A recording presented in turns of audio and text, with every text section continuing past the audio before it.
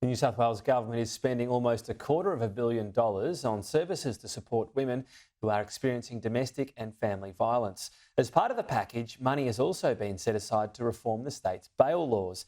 New South Wales political reporter Julia Bradley has the details.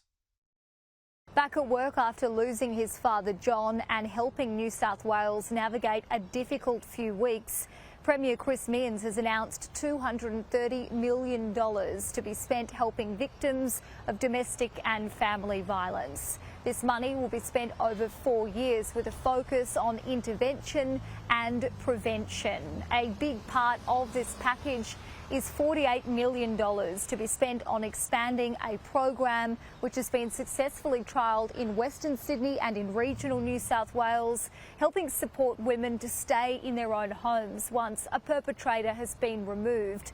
The money to be spent on things like security, so CCTV, helping to ensure that that person is kept safe, and also helping people with everyday things like rent as well as groceries. This investment following the alleged murder of 28-year-old childcare worker and mum Mollie Ticehurst, as well as an uptick in domestic violence-related assaults.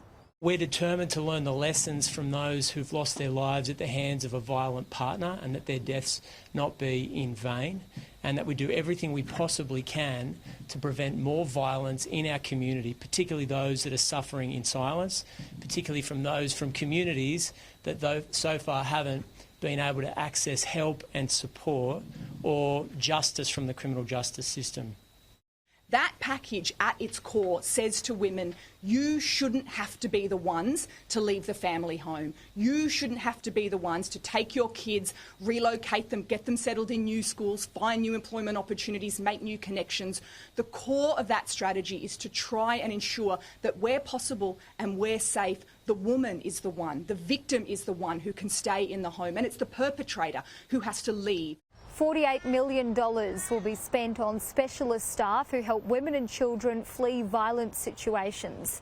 $38 million will be spent on developing the state's first primary prevention strategy to look at the causes of domestic violence.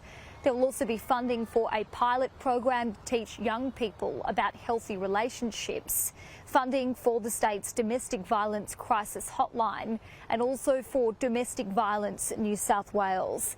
$45 million has been set aside to overhaul the state's bail laws.